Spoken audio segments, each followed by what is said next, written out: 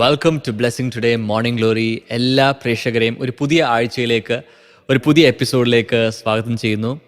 പരിശുദ്ധാത്മാവ് നമുക്ക് വേണ്ടി വെച്ചിരിക്കുന്ന സകലതും ഇന്ന് പ്രാപിക്കുവാൻ നമുക്ക് റെഡിയാകാം. നമ്മുടെ ഹൃദയങ്ങളെ തുറന്ന് നൽകാം.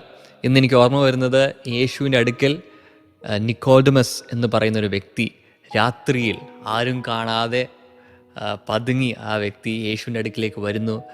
കാരണം അദ്ദേഹത്തിന് മനസ്സിലായി യേശുവിൻ്റെ ഉള്ളിൽ യേശുവിന് പറയാൻ പറ്റുന്ന ചില കാര്യങ്ങളുണ്ട്. യോഹന്നാൻ 3 നമുക്കത് കാണാൻ പറ്റുന്നത്. ബൈബിളിൽ തന്നെയുള്ള ഏറ്റവും വലിയ വെളിപ്പാടുകൾ ജോൺ ചാപ്റ്റർ 3 നിക്കോഡമസ് എന്ന വ്യക്തിക്ക് യേശു കർത്താവ് പറഞ്ഞു നൽകുന്നു. അദ്ദേഹം ഒരു പരീക്ഷനായിരുന്നു. അതുപോലെ ഞാനിന്ന് വിശ്വസിക്കുന്നു പല വ്യക്തികളുണ്ടായിരിക്കാം. നിക്കോഡമസ് പോലെ നിങ്ങൾ ഇത്രയും നാൾ യേശുവിനെ ദൂരത്തിൽ നിന്നായിരിക്കാം നിങ്ങൾ കണ്ട് വന്നത്. ബട്ട് ഇന്ന് കർത്താവ് നിങ്ങളെ അടുത്തേക്ക് വിളിക്കുക. കർത്താവ് നിങ്ങളുമായി ചില കാര്യങ്ങൾ, ചില വെളിപ്പാടുകൾ പങ്കുവയ്ക്കുവാൻ കർത്താവ് തയ്യാറായി നിൽക്കുന്നു. നിങ്ങൾ തയ്യാറാണോ? തയ്യാറാണെങ്കിൽ ഒരു ആമേൻ പറയുക. ആമേൻ ലൈവ് ചാറ്റിലിടുക. നമുക്ക് ഒരുമിച്ച് ഇന്നത്തെ വചന സന്ദേശത്തിലേക്ക് നമുക്ക് പ്രവേശിക്കാം. അതിനു മുമ്പ് ഇന്നത്തെ എപ്പിസോഡ് സാധ്യമാക്കിയ ഒരു കീ സ്പോൺസറുണ്ട്, കോയമ്പത്തൂരിൽ നിന്ന് Sheena Biju sister. Thank you so much sister, ഇന്നത്തെ എപ്പിസോഡ് സ്പോൺസർ ചെയ്തതിന്. നമുക്ക് ഒരുമിച്ച് പ്രാർത്ഥിക്കാം. കർത്താവെ, ഇന്ന് സിസ്റ്ററിൻ്റെ HSA നാച്ചുറൽ സയൻസിൻ്റെ എക്സാം ആണല്ലോ കർത്താവ്. നല്ലൊരു വിജയം കൊടുക്കണം, നല്ല രീതിയിൽ എഴുതുവാൻ കർത്താവ് സഹായിക്കണം. ഈ എക്സാം പാസ്സാകുവാനും ഗവൺമെൻറ് ജോലി ലഭിക്കുവാനും പ്രാർത്ഥിക്കുന്നു. അപ്പോൾ തന്നെ ഭർത്താവിന് ആ സ്യൂട്ടബിളായിട്ടുള്ള ഒരു ട്രാൻസ്ഫർ ലഭിക്കുവാൻ വേണ്ടി പ്രാർത്ഥിക്കണം കർത്താവെ. ഞങ്ങൾ ഒരുമിച്ച് പ്രാർത്ഥിക്കുന്നു, അതിൽ ഒരു അത്ഭുതം നടക്കണമെന്ന് പ്രാർത്ഥിക്കുന്നു. അപ്പോൾ തന്നെ ആ മാതാവിൻ്റെ രോഗസൗഖ്യം ഉണ്ടാകാൻ വേണ്ടി പ്രാർത്ഥിക്കുന്നു. പിതാവിൻ്റെയും പുത്രൻ്റെയും പരിശുദ്ധാത്മാവിൻ്റെ നാമത്തിൽ ആ ആൻറ്റി ഇപ്പോൾ സൗഖ്യമാകട്ടെ. കർത്താവ് ഒരു അത്ഭുതം ഈ സിസ്റ്ററിൻ്റെ കുടുംബത്തിൽ ചെയ്യണമെന്ന് പ്രാർത്ഥിക്കുന്നു. അങ്ങത് ചെയ്തതിനായി നന്ദി പറയുന്നു, യേശുവിൻ്റെ നാമത്തിൽ തന്നെ. ആമേൻ, ആമേൻ. Thank you sister for sponsoring. കർത്താവ് അനുഗ്രഹിക്കട്ടെ. ഇതുപോലെ സ്പോൺസർ ചെയ്യാൻ ആഗ്രഹമുള്ള വ്യക്തികൾക്ക് സ്ക്രീനിലെ കോൺടാക്റ്റ് നമ്പർ നിങ്ങൾക്ക് ഉപയോഗിച്ച് കോൺടാക്ട് ചെയ്യാൻ സാധിക്കും. ആമേൻ. നമുക്ക് ഈ ദിവസങ്ങളെല്ലാം ചില ഇമ്പോർട്ടൻറ്റ് മീറ്റിംഗ്സ് നടക്കുന്നു. ഓഗസ്റ്റ് 9 സാറ്റർഡേ നമുക്ക് ട്രിവാൻഡ്രത്ത് നമ്മുടെ ബ്ലെസ്സിങ് ടുഡേ ഫെസ്റ്റിവൽ നടക്കുന്നു. സോ ഈ ശനിയാഴ്ച ട്രിവാൻഡ്രത്തുള്ള എല്ലാ വ്യക്തികളും കടന്നു വരിക. അതിശക്തമായ ഒരു സർവീസ് ആയിരിക്കും. So we want to see you there. അപ്പോൾ തന്നെ ഓഗസ്റ്റ് 15 നമുക്ക് ബ്ലെസ്സിങ് ടുഡേ പ്രെയർ ഡേ നടക്കുകയാണ്. അത് നമ്മുടെ നാഷണൽ ഡേ ഓഫ് പ്രെയർ ആണ്. അന്നത്തെ ദിവസം ഒത്തിരി പേർക്ക് വേണ്ടി നമ്മൾ പ്രാർത്ഥിക്കുന്നതായിരിക്കും. സോ നിങ്ങളുടെ പ്രാർത്ഥനാ വിഷയങ്ങൾ സ്ക്രീനിൽ കാണുന്ന വാട്സാപ്പ് നമ്പറിലും ഇമെയിൽ ID-യിലൊക്കെ ആയിട്ട് നിങ്ങൾക്ക് അയച്ചു തരാൻ പറ്റും. ഇതെല്ലാം നമ്മളിവിടെ പ്രദർശിപ്പിച്ച് നമ്മൾ ഒരുമിച്ച് പ്രാർത്ഥിക്കാൻ പോവുകയാണ്. സോ അന്നത്തെ ദിവസം വലിയ അത്ഭുതങ്ങൾ നടക്കുന്ന ഒരു ദിവസമാണ്. സോ രാവിലെ 10 മണി മുതൽ ഉച്ചയ്ക്ക് 3 മണി വരെയാണ് നമ്മുടെ മീറ്റിംഗ്. എല്ലാവരും നേരിട്ട് കടന്നു വരിക. It's going to be a great celebration. അതിലേക്ക് ഇൻവൈറ്റ് ചെയ്യുന്നു. അപ്പോൾ തന്നെ UK നിന്ന് കാണുന്ന വ്യക്തികൾ UK മീറ്റിംഗ്സ് നിങ്ങൾ മറക്കരുത്. ഈ മാസം അവസാനം ഞങ്ങൾ UK വരുന്നു. മാഞ്ചസ്റ്ററിലും ലണ്ടനിലും ബർമിംഗമിലും മീറ്റിംഗ്സ് ഉണ്ട്. അപ്പോൾ തന്നെ US വ്യക്തികളുടെ പ്രത്യേക അറിയിപ്പ്, നെക്സ്റ്റ് മന്ത് ഞങ്ങൾ US ഉണ്ടായിരിക്കും. സോ അതിൻ്റെയും ഡീറ്റെയിൽസ് എല്ലാം സ്ക്രീനിൽ കാണുന്നുണ്ട്. തീർച്ചയായും കടന്നു വരിക. കർത്താവ് വലിയ കാര്യങ്ങൾ ഈ രാജ്യങ്ങളും ചെയ്യാൻ പോവുകയാണ്. ആമേൻ. God bless you. നമുക്ക് ഒരുമിച്ച് ഇന്നത്തെ വചന സന്ദേശത്തിലേക്ക് പ്രവേശിക്കാം.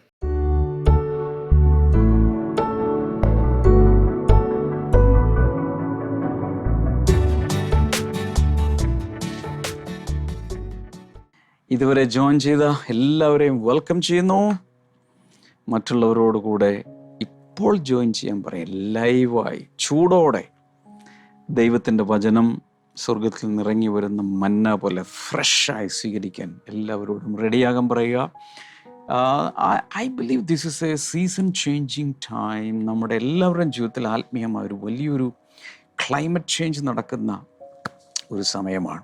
കഴിഞ്ഞ ആഴ്ച വളരെ എക്സൈറ്റിംഗ് ആയിട്ടുള്ള ഒരാഴ്ചയായിരുന്നു. How to develop radical faith. സാധാരണ എല്ലാവർക്കും എന്തെങ്കിലുമൊക്കെ വിശ്വാസങ്ങളുണ്ട്. ദൈവം എവിടെയോ ഒരു പരാശക്തിയായി ഉണ്ടെന്നും കർത്താവ് സൂക്ഷിക്കുമെന്നും ഒരു ദിവസം നല്ലത് വരുമെന്നും അങ്ങനെയൊക്കെയുള്ള പ്രത്യാശയും ഒരു പോസിറ്റീവ് ചിന്താഗതിയുമുള്ള ഒത്തിരി പേര് ഭൂമിയിൽ കണ്ടേക്കാം. എന്നാൽ യേശു, അപ്പസ്തോലന്മാർ, പഴയ നിയമത്തിലെ പല ബൈബിൾ കഥാപാത്രങ്ങൾ, പുതിയ നിയമത്തിലെ പല ബൈബിൾ കഥാപാത്രങ്ങൾ, ഇവരിലൊക്കെ ഉണ്ടായിരുന്ന ഒരു റാഡിക്കൽ ഫെയ്ത്ത് ആയിരുന്നു, അൺകോമൺ ഫെയ്ത്ത്. ഒരു സാധ്യതയുമില്ലാത്ത സമയത്ത് ആഴത്തിൽ ദൈവത്തിൽ വിശ്വസിച്ചു. മോശയെക്കുറിച്ച് പറയുന്നത്, അദൃശ്യനായ ദൈവത്തെ അവൻ കണ്ടതുപോലെ ഉറച്ചു നിന്നു. എത്ര ഭീകര പ്രശ്നം വന്നപ്പോഴും ദൈവത്തെ നേരിട്ട് കണ്ടു നിൽക്കുന്നത് പോലെ അവൻ ഉറച്ചു നിന്നു. വാസ്തവത്തിൽ അവൻ നേരിട്ട് കാണുകയും ചെയ്തു. He was a face to face prophet. മുഖാമുഖം ദൈവത്തോട് സംസാരിച്ച പഴയ നിയമത്തിലെ ഏക പ്രവാചകൻ മോശയാണ് എന്നാണ് നമ്മൾ മനസ്സിലാക്കുന്നത്. അപ്പോൾ ഇവരിലൂടെയൊക്കെ കർത്താവ് ചെയ്തെടുത്ത കാര്യങ്ങൾ ചരിത്രത്തിൽ സ്ഥാനം പിടിച്ചു. ചരിത്രത്തിൻ്റെ ഗതി മാറി. നിങ്ങളുടെ ജീവിതത്തിലും അസാധാരണമായൊരു വിശ്വാസം ഡെവലപ്പ് ചെയ്ത് കഴിയുമ്പോൾ നിങ്ങളുടെ ചരിത്രം മാറുകയാണ്, നിങ്ങളുടെ ജീവിത രീതികൾ മാറുകയാണ്. ഇതുവരെ വളരെ പരിതാപകരമായ രീതിയിൽ ചത്തതിൽ കഷ്ടമേ ജീവിച്ചിരിപ്പത് എന്ന രീതിയിലായിരിക്കും ഒരുപക്ഷെ ചിന്തിച്ച് ഇങ്ങനെ നിരാശയിലും ഡിപ്രഷനിലും മൂഡ് സ്വിങ്സിലും ഒക്കെ ആയിരിക്കും ജീവിക്കുന്നത്. എന്നാൽ ഞാൻ നിങ്ങളോട് പറയുന്നു, നിങ്ങളുടെ അവസ്ഥ മാറുകയാണ്. ഒരു മേജർ എലിവേഷൻ, എക്സോൾട്ടേഷൻ നിങ്ങളുടെ ലൈഫിൽ തരാൻ കർത്താവ് ആഗ്രഹിക്കുന്നു. ബൈബിളിൽ ഇങ്ങനെ പറയുന്നു, നീതിമാന്റെ ഗതി മേലോട്ടാകുന്നു. അതിൻ്റെ മനസ്സിലാക്കാവുന്ന ഒരു ട്രാൻസ്ലേഷനിൽ പറയുകയാണെങ്കിൽ, the directions of A righteous man is upwards. നീതിമാൻ എല്ലായ്പ്പോഴും മുകളിലേക്കാണ് യാത്ര ചെയ്യുന്നത്, ഒരിക്കലും താഴേക്കല്ല. കർത്താവിൽ വിശ്വസിച്ചിട്ടുള്ള എല്ലാവരും നീതിമാന്മാരാണ്. അതുകൊണ്ട് നമ്മുടെ എല്ലാവരുടെയും ഡയറക്ഷൻ, നമ്മുടെ എല്ലാവരുടെയും പോക്ക് മുകളിലേക്ക് അഥവാ ഉയരങ്ങളിലേക്ക്. ക്രിസ്തു എവിടെ ഇരിക്കുന്നു അവിടേക്ക്, നമ്മുടെ പിതാവ് എവിടെയാണോ അവിടേക്ക് ആണ് നമ്മുടെ യാത്ര. ഇങ്ങനെയുള്ളൊരു വിശ്വാസം ഡെവലപ്പ് ചെയ്താലും, അസാധാരണമായ വിശ്വാസം, വലിയ വിശ്വാസം ഡെവലപ്പ് ചെയ്താലും ചില സമയങ്ങളിൽ ഒരുപക്ഷെ വിശ്വാസം ബലഹീനമാകുന്നത് പോലെ തോന്നാം. അബ്രഹാമിൻ്റെ ജീവിതത്തിൽ വിശ്വാസികളുടെ പിതാവ് എന്നറിയപ്പെട്ടിട്ടും തൻ്റെ ജീവിതത്തിൽ കുറച്ച് ഫ്ലക്ച്വേഷൻസ് ഒക്കെ ഉണ്ടായിരുന്നു. എങ്കിലും വീണ്ടും വീണ്ടും ധൈര്യപ്പെട്ട് വിശ്വാസത്തിൽ വീണ്ടും വീണ്ടും ശക്തിപ്പെട്ട് ഉറച്ച് മുന്നിലേക്ക് പോയതുകൊണ്ടാണ് ദൈവത്തിൻ്റെ സ്നേഹിതൻ എന്ന സർട്ടിഫിക്കറ്റ് കരസ്ഥമാക്കാൻ തനിക്ക് സാധിച്ചത്. ഈ തലമുറയിൽ ദൈവത്തിൻ്റെ സ്നേഹിതന്മാരായി വിശ്വാസത്തിൻ്റെ വീരന്മാരും വീരമതികളുമായി ജീവിക്കാൻ കർത്താവ് നമ്മളെയാണ് വിളിച്ചിരിക്കുന്നത്. മാത്രമല്ല, പഴയ നിയമത്തിലെ എല്ലാവരേക്കാളും ശ്രേഷ്ഠമായ ഒരു പദവിയാണ് പുതിയ നിയമത്തിൽ കർത്താവ് നമുക്ക് തന്നിരിക്കുന്നത്. What A privilege. അപ്പോൾ വിശ്വാസത്തിൽ ബലഹീനമായി പോയാൽ എന്ത് ചെയ്യണം? ഇതൊക്കെ നമ്മൾ കഴിഞ്ഞ ആഴ്ചയിൽ നമ്മൾ ചിന്തിച്ചു. കൂടാതെ വളരെ നെഗറ്റീവായി വിശ്വസിക്കാൻ ഒരു മൂടുമില്ലാത്ത, ജീവിക്കാൻ തന്നെ യാതൊരു മൂടുമില്ലാത്ത നെഗറ്റീവായ സാഹചര്യങ്ങളിൽ ഒരു പോസിറ്റീവായ ചിന്താഗതിയോടെ, മനോഭാവത്തോടെ, നിലപാടോടുകൂടെ എങ്ങനെ നിൽക്കാം, അത് നമ്മൾ കണ്ടു. യെരിഹോ മതിൽ എങ്ങനെയാണ് വീണത്? വളരെ സിമ്പിളാണ്.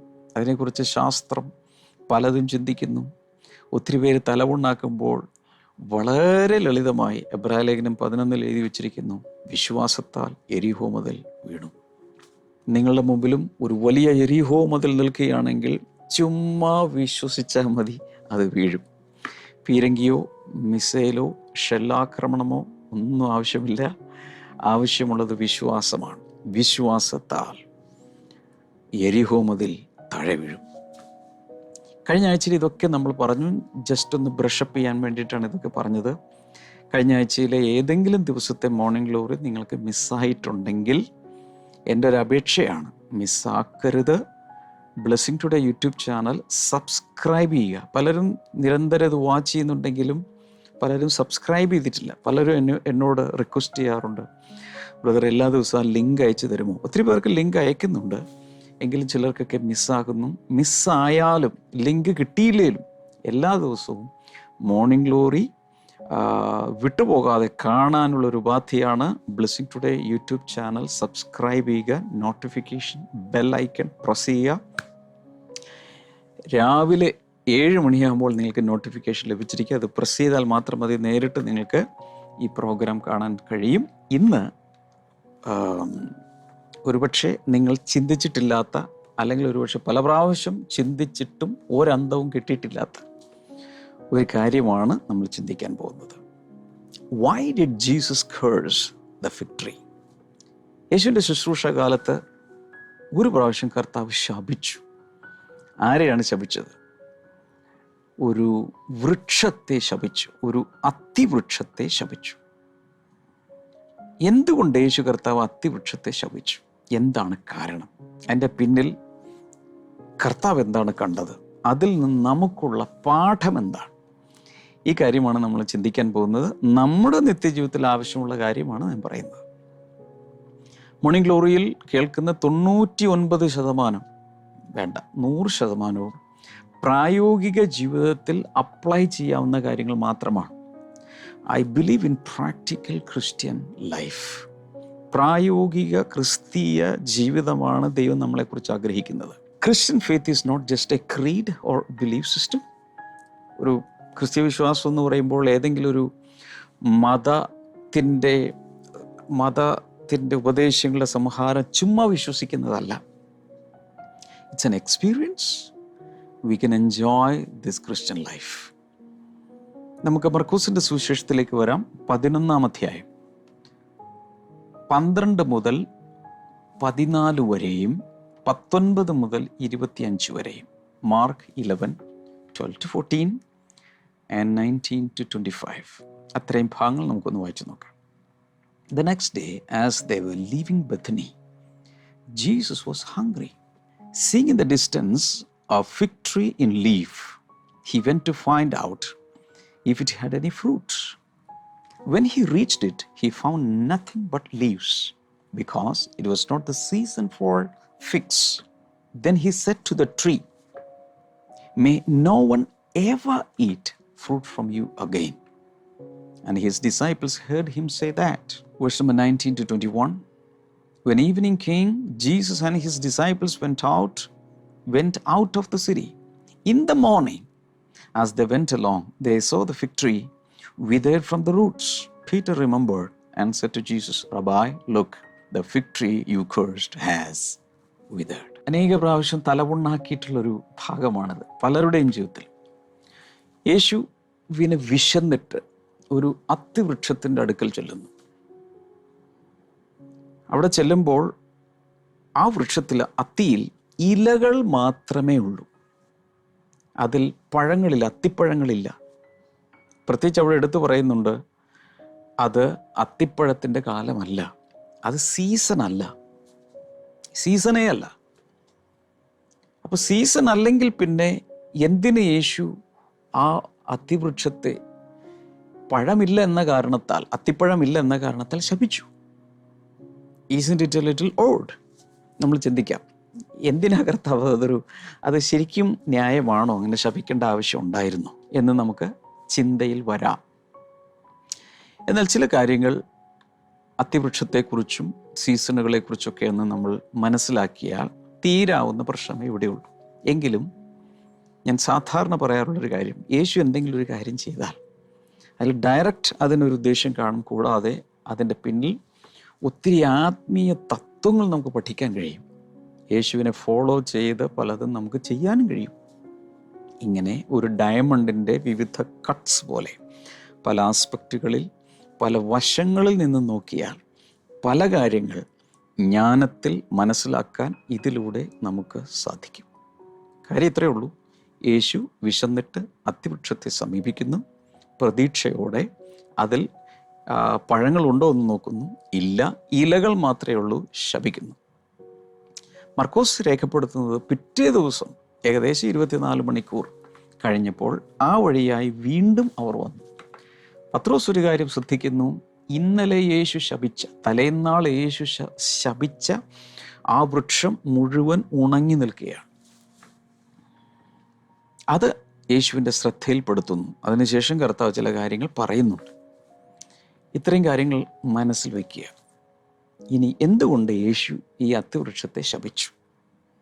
ഇസ്രായേലിൽ അത്തിവൃക്ഷത്തിൻ്റെ പ്രത്യേകത, ഇലകൾ ഉണ്ടാകുമ്പോൾ തന്നെ അതിനോടൊപ്പം പഴങ്ങളും ഉണ്ടാകും.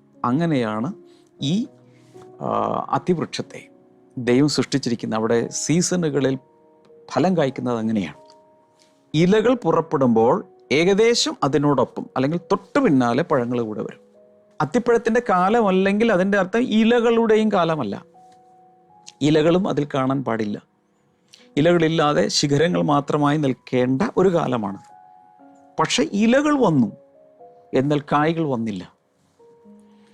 പല വേദപണ്ഡിതന്മാരും ഈ അത്തിവൃക്ഷത്തെ വിളിക്കുന്നത് ഹിപ്പോക്രറ്റ് എന്നാണ്.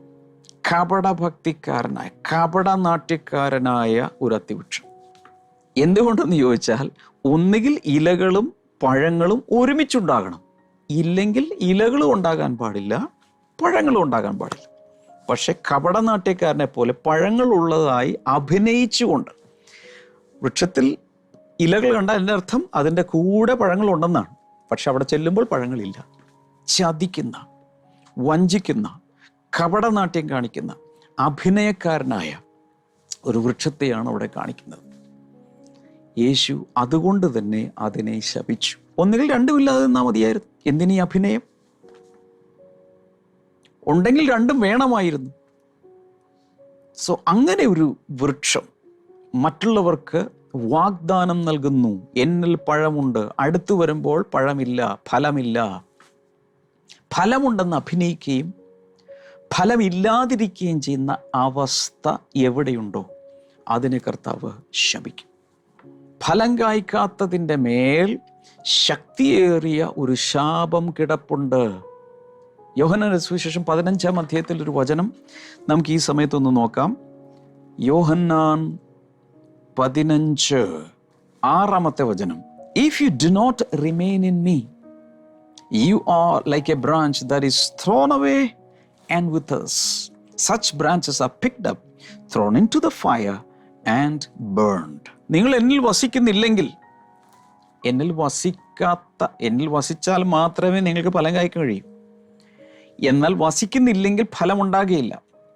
അങ്ങനെ ഫലം കായ്ക്കാത്ത എല്ലാ കൊമ്പുകളും എല്ലാ ബ്രാഞ്ചുകളും അത് വാടിപ്പോകും, അത് ഉണങ്ങിപ്പോകും. മാത്രമല്ല അങ്ങനെയുള്ള ശാഖകൾ മുഴുവനും എടുത്ത് തീയിൽ ഇട്ട് ചുട്ടുകളയും. വളരെ വ്യക്തമല്ലേ? ബി ഫ്രൂട്ട്ഫുൾ എന്ന പേരിൽ തന്നെ ഞാൻ വർഷങ്ങൾക്ക് മുമ്പ് ഒരു സന്ദേശം പ്രസംഗിച്ചത് ഞാൻ ഇന്ന് ഓർക്കുന്നതിന്. നമുക്ക് സെൽ ഗ്രൂപ്പ് മെറ്റീരിയൽസ് ഒക്കെ ഉണ്ടായിരുന്നു. ഫലം കായ്ക്കുക. ദൈവം നമ്മെ ഈ ഭൂമിയിൽ നട്ടിരിക്കുന്നതും ഫലം കായ്ക്കാനാണ്. കുറച്ച് ഫലം കായ്ക്കുകയാണെങ്കിൽ അത് ചെത്തിപിടിപ്പാക്കും. എന്തിനു വേണ്ടി? കൂടുതൽ ഫലം കായ്ക്കാൻ. എന്നാൽ ഒട്ടും ഫലം കായ്ക്കാതിരിക്കുന്ന അനുഭവമുണ്ടെങ്കിൽ തീർച്ചയായും അതിനെ വെട്ടിക്കളയും. അതിൻ്റെ മേൽ ഒരു ശാപം ഉണ്ട്. ഭൂമിയിലുള്ള ഫലം കായ്ക്കാത്ത ഏത് പേർപ്പസിന് വേണ്ടി കർത്താവ് സൃഷ്ടിച്ചോ ആ പേർപ്പസ് മീറ്റ് ചെയ്യാത്ത സകലത്തിൻ്റെ മേൽ ബൈ ഡിഫോൾട്ട് ഒരു വലിയ ശാപം കിടപ്പുണ്ട്. എൻ്റെ സഹോദരീ സഹോദരന്മാരെ, എല്ലാവരോടും ചിരിക്കുന്ന മുഖത്തോടു കൂടിയാണ് ഞാൻ പറയുന്നതെങ്കിലും ഗൗരവമുള്ളൊരു കാര്യമാണ് ഞാൻ പറയുന്നത്. നിങ്ങളുടെ ജീവിതത്തിൽ, നമ്മുടെ ജീവിതത്തിൽ നാം ദൈവത്തിനു വേണ്ടി ഫലം കായ്ക്കുന്നില്ലെങ്കിൽ ഒരു ശാപം നമ്മുടെ മേൽ കിടപ്പുണ്ട്. എന്തിനു വേണ്ടി നമ്മളെ ആക്കി വെച്ചു, അതിൽ നമ്മൾ ഫലം കായ്ച്ചേ പറ്റൂ. ഉദാഹരണത്തിന് നമ്മൾ രക്ഷിക്കപ്പെട്ടു. എഫെസ്യ ലേഖനം 2:10 അനുസരിച്ച് സൽപ്രവൃത്തികൾക്ക് വേണ്ടി നാം സൃഷ്ടിക്കപ്പെട്ടിരിക്കുന്നു. സൽപ്രവൃത്തികൾ ഫലമാണ്. ഏത് വൃക്ഷത്തെയും ഫലം കൊണ്ട് അറിയാം. നല്ല വൃക്ഷത്തിൽ നിന്നും നല്ല ഫലം, ചീത്ത വൃക്ഷത്തിൽ നിന്നും ചീത്ത ഫലം. വളരെ സിമ്പിൾ. ഈ ട്രീ എങ്ങനെയുണ്ട്? നല്ലതാണോ? Look at the fruit. ഈ വ്യക്തി, ഈ മനുഷ്യൻ നല്ലതാണോ ഇല്ലയോ എങ്ങനെ അറിയാം? Look at the fruits. Fruits എന്താണ്? വർക്ക്സ്, ഡീഡ്സ്, നമ്മൾ ചെയ്തു കൂട്ടുന്ന കാര്യങ്ങൾ. ദൈവത്തിന് വേണ്ടി ഫലം കായ്ക്കാനാണ് നമ്മളെല്ലാവരെയും കർത്താവ് വൃക്ഷങ്ങളാക്കി ഈ ഭൂമിയിൽ നട്ടിരിക്കുന്നത്. അനേക സ്ഥലങ്ങളിൽ മനുഷ്യരെ വൃക്ഷങ്ങൾ ഫലം കായ്ക്കുന്നതിനെ കുറിച്ചൊക്കെ പറഞ്ഞിട്ടുണ്ട്. ഉദാഹരണത്തിന് 1-ാം സങ്കീർത്തനത്തിൽ ദൈവത്തിൻ്റെ ന്യായപ്രമാണത്തെ രാപകൽ ധ്യാനിക്കുന്ന മനുഷ്യൻ ഭാഗ്യവാൻ, അവൻ ആറ്റരികത്ത് നട്ടിരിക്കുന്നതും തക്ക കാലത്ത് ഫലം കായ്ക്കുന്നതുമായ നല്ല വൃക്ഷം പോലെ ഇരിക്കും. അതിൽ ഉഷ്ണം തട്ടുമ്പോൾ അതിൻ്റെ ഇല വാടുകയില്ല. സോ അനേക സ്ഥലങ്ങളിൽ നമ്മെ വൃക്ഷങ്ങളാക്കി ഉപമിച്ച് കർത്താവ് സംസാരിച്ചിട്ടുണ്ട്. ഓരോ വൃക്ഷത്തിലും കർത്താവ് പ്രതീക്ഷിക്കുന്നത് ഫലമാണ്. ആ ഫലം നൽകുന്നില്ലെങ്കിൽ അതിൻ്റെ മേൽ ഒരു ശാപമുണ്ട്. മറ്റൊരു വചനം കൂടി നമുക്കൊന്ന് വായിക്കാം. 2 Timothy chapter 4 and verse number 2. 2 Timotheus 4 രണ്ടാമത്തെ വചനം. Preach the word, be prepared in season and out of season, correct, rebuke and encourage with great patience and careful instruction. നമ്മളോട് പറഞ്ഞിരിക്കുന്ന, പ്രത്യേകിച്ച് ശുശ്രൂഷ ചെയ്യുവാൻ വിളിക്കപ്പെട്ട എല്ലാവരും ശുശ്രൂഷ ചെയ്യാൻ വിളിക്കപ്പെട്ടവരാണ്. അവരോടുള്ള ശക്തിയേറിയ ഒരു ഇൻസ്ട്രക്ഷൻ. പ്രീച്ച് ദ വേർഡ്, വചനം പ്രസംഗിക്കുക. Be prepared in season and out of season. ഇതെന്നെ വളരെ ടച്ച് ചെയ്തിട്ടുള്ളൊരു കാര്യമാണ്. സീസണിലും ഔട്ട് ഓഫ് സീസണിലും, ശരിയായ അനുകൂലമായ കാലത്തും അനുകൂലമല്ലാത്ത കാലത്തും, അല്ലെങ്കിൽ എല്ലായ്പ്പോഴും. നമ്മൾ സാധാരണ പറയേണ്ടത് ഇത് മാമ്പഴത്തിൻ്റെ കാലമാണ്. മാമ്പഴത്തിൻ്റെ കാലമാകുമ്പോൾ എല്ലാ ഫ്രൂട്ട് സ്റ്റോളുകളിലും ധാരാളം പലതരത്തിലുള്ള മാംഗോസ് കാണാം. സ്റ്റിക്കർ ഒട്ടിച്ചത്, സ്റ്റിക്കർ ഒട്ടിക്കാത്തത്, മെഴുക് പുരട്ടിയത്, മെഴുക് പുരട്ടാത്തത്, ഭംഗിയുള്ള ക്രേറ്റ്സിൽ വരുന്നത്, സാധാരണ കൂമ്പാരമായി കൂട്ടിവെച്ചിരിക്കുന്നത്, നാടൻ, സേലം, ഓസ്ട്രേലിയൻ, പുറത്തുനിന്ന് വരുന്നത്, പലതരം കാണും. എന്നാൽ സീസൺ അല്ലെങ്കിൽ വളരെ റെയർ, അപൂർവമായിട്ടേ അവിടേക്ക് ഇത് കാണുള്ളൂ. ഭയങ്കര വിലയുമായിരിക്കും. സീസണിൽ വില കുറയും, സീസൺ അല്ലെങ്കിൽ വില കൂടും. എന്നാൽ ഒരു ദൈവ പൈതലിന് സീസണും ഓഫ് സീസണും ഒന്നുമില്ല. എല്ലായ്പ്പോഴും ഒരുങ്ങിയിരിപ്പീൻ. എല്ലാവരും അതൊന്ന് ലൈവ് ചാറ്റിലിടണം. എല്ലായ്പ്പോഴും ഒരുങ്ങിയിരിപ്പീൻ. സീസണിലും ഓഫ് സീസണിലും ഔട്ട് ഓഫ് സീസണിലും ഒരുങ്ങിയിരിക്കണം. B prepared always. യേശുവിൻ്റെ രണ്ടാം വരവിനെക്കുറിച്ചും നമ്മോട് പറഞ്ഞിരിക്കുന്നത് എല്ലായ്പ്പോഴും ഒരുങ്ങിയിരിപ്പിൻ. അവൻ വരുന്നത് എപ്പോഴാണ് നമുക്ക് അറിഞ്ഞുകൂടാ. നാളും നാഴികയും നമ്മളോട് പറഞ്ഞിട്ടില്ല. അതുകൊണ്ട് എല്ലായ്പ്പോഴും ഒരുങ്ങിയിരിപ്പിൻ. മത്തായി 25 10 കന്യകമാരുടെ ഉപമ പറയുമ്പോൾ അവിടെയും പറഞ്ഞിരിക്കുന്നത് 5 കന്യകമാർ വിളക്കിൽ എണ്ണയുമായി ഒരുങ്ങിയിരുന്നു. മറ്റവർ 5 എണ്ണം ബുദ്ധിയില്ലാത്തവരായിരുന്നു, വിളക്കിൽ എണ്ണയിടത്തില്ല, ഒരുങ്ങിയിരുന്നില്ല. They were not at all prepared. ഒരു പരീക്ഷ വരുമ്പോൾ, പരീക്ഷാ സീസൺ വരുമ്പോൾ, എല്ലാവർക്കും അറിയാം, ഒരു കോഴ്സ് എടുത്താൽ ഏത് ക്ലാസ്സിൽ പഠിച്ചാലും, സ്കൂളിലാണെങ്കിലും കോളേജിലാണെങ്കിലും യൂണിവേഴ്സിറ്റിയിലാണെങ്കിലും പരീക്ഷ വരും. എല്ലാവർക്കും അറിയാം, എല്ലാ കുട്ടികൾക്കും അറിയാം പരീക്ഷ വരും. ചിലപ്പോൾ ലേറ്റായിട്ടായിരിക്കും പരീക്ഷയുടെ ഡേറ്റ്സ് ഡിക്ലെയർ ചെയ്യുന്നത്, പക്ഷെ പരീക്ഷ വരുമെന്നറിയാലോ. എല്ലായ്പ്പോഴും ഒരുങ്ങിയിരിക്കുന്ന കുട്ടികൾക്ക് പരീക്ഷ വരുമ്പോൾ ടെൻഷൻ ഇല്ല. ഇല്ലെങ്കിൽ അവർക്കും ടെൻഷൻ, പാരൻസിനും ടെൻഷൻ, ടീച്ചേഴ്സിനും ടെൻഷൻ. മൊത്തത്തിൽ പിരിമുറുക്കത്തിൻ്റെ കാലമായിട്ട് അത് മാറും. എന്നാൽ എല്ലായ്പ്പോഴും ഒരുങ്ങിയിരിക്കുകയാണെങ്കിലോ ആ പ്രശ്നമില്ല. ശുശ്രൂഷകരോടും ദൈവമക്കളോടും പറയണം, എല്ലായ്പ്പോഴും നിങ്ങൾ ഒരുങ്ങിയിരിക്കുക. മറ്റുള്ളവരെ കറക്റ്റ് ചെയ്യാൻ, എൻകറേജ് ചെയ്യാൻ, ശാസിക്കാൻ ദൈവവചനം എല്ലായ്പ്പോഴും കയ്യിൽ വേണം. എന്ന് മാത്രമല്ല, വളരെ ദീർഘക്ഷമയോടുകൂടെ കെയർഫുള്ളായി മറ്റുള്ളവർക്ക് ഇൻസ്ട്രക്ഷൻസ് കൊടുക്കാനാണ് പൗലോസ് ആ വചനത്തിൽ ഇവിടെ പറഞ്ഞിരിക്കുന്നത്. സോ ഞാൻ പറഞ്ഞു വന്ന കാര്യങ്ങളൊന്ന് കൺക്ലൂഡ് ചെയ്യുകയാണ്. ഇതിൻ്റെ ചില കാര്യങ്ങൾ നമുക്ക് നാളെ ചിന്തിക്കേണ്ടി വരും. അതിനുമുമ്പ് ഒരു സംശയം നിങ്ങളോട് ഞാൻ ചോദിക്കുക. ബൈബിളൊക്കെ ഒത്തിരി വായിച്ചിട്ടുണ്ടല്ലോ, നിങ്ങളോട് ചോദിക്കുക. മർക്കോസ് പറയുന്നത്, ശിഷ്യന്മാർ പിറ്റേ ദിവസം ആ വഴി പോയപ്പോൾ അത് ഉണങ്ങിയതായിട്ട് കണ്ടു. എന്നാൽ മത്തായിയുടെ സുവിശേഷത്തിൽ കാണുന്നത് അത് ഉടൻ ഉണങ്ങിപ്പോയി എന്നാണ്. ഇതിലേതാ ശരി? മത്തായി പറയുന്നതാണോ ശരി? മർക്കോസ് പറയുന്നതാണോ ശരി? നിങ്ങളുടെ അഭിപ്രായം എന്താണ്? പറ്റുവാണെങ്കിൽ കമൻറ്റ് ബോക്സിലേക്ക് ഒന്ന് ഇട്ട് വയ്ക്കുക. നാളെ ഞാൻ എൻ്റെ മറുപടി പറയും. പക്ഷേ ഒന്ന് ചിന്തിച്ചു വെച്ചേ, അന്ന് തന്നെ അപ്പോൾ തന്നെ ഉണങ്ങിപ്പോയോ, അതോ പിറ്റേ ദിവസം ഏകദേശം 24 മണിക്കൂർ കഴിഞ്ഞപ്പോഴാണോ അത്തിവൃക്ഷം ഉണങ്ങിയത്? ഏതാണ് ശരി? ചിന്തിച്ചിട്ട് കമൻറ്റ് ബോക്സിലൊക്കെ ഒന്ന് ഇടുക. നാളെ നമുക്ക് ഒരുമിച്ച് ഒന്നുകൂടെ ചിന്തിക്കാൻ കഴിയും. നമുക്ക് ഒരുമിച്ച് ഈ സമയത്തൊന്ന് പ്രാർത്ഥിക്കാം. കർത്താവേ, ഞങ്ങൾ അങ്ങേക്ക് നന്ദി പറയുന്നു. കർത്താവെ, തിരുനാമത്തിൽ അനുഗ്രഹിക്കുന്നു. യേശുവിൻ്റെ നാമത്തിൽ അത് സംഭവിക്കട്ടെ. വയറിനകത്ത് ഭയങ്കരമായ പ്രശ്നങ്ങൾ അനുഭവിക്കുന്ന ചിലരെ കർത്താവ് ഇപ്പോൾ സൗഖ്യമാക്കുന്നു. പൈൽസ് രോഗം സൗഖ്യമാകുന്നുണ്ട് യേശുവിൻ്റെ നാമത്തിൽ. തീരാരോഗങ്ങൾ ഒക്കെ മാറുന്നുണ്ട്. യേശു അത്തിവൃക്ഷത്തെ ശപിച്ചതുപോലെ ചുമ്മാ വെള്ളവും വളവും സൂര്യപ്രകാശം എല്ലാം എടുത്ത് ആഗിരണം ചെയ്ത് ചുമ്മാ സ്ഥലം കളയുന്ന, ഒത്തിരി അങ്ങോട്ട് കൊടുക്കുന്നു പക്ഷെ ഇങ്ങോട്ട് പ്രയോജനമില്ലാതെ നിൽക്കുന്ന പലതും ജീവിതത്തിൽ ഉണങ്ങിപ്പോകാൻ പോവുക. അതിൻ്റെ മേലൊരു ശാപമുണ്ട്. അത് പോട്ടെ. സ്ഥലം പാഴാക്കുന്ന, സമയം പാഴാക്കുന്ന, റീസോഴ്സസ് പാഴാക്കുന്ന, പണം പാഴാക്കുന്ന സകലത്തെയും കർത്താവ് ശപിക്കുകയാണ്. നാളെ ഞാൻ കൂടുതൽ കാര്യങ്ങൾ പറയും.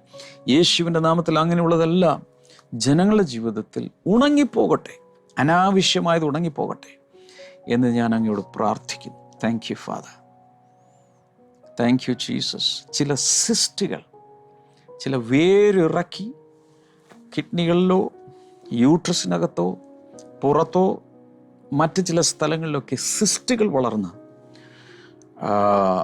ശരീരത്തെ വല്ലാതെയാക്കി കളയുന്ന ആ സിസ്റ്റുകൾ അത്തിവൃക്ഷത്തെ ശപിച്ചതുപോലെ യേശുവിൻ്റെ നാമത്തിൽ ഞാനിപ്പോൾ അതിനെ ശപിക്കുന്നു.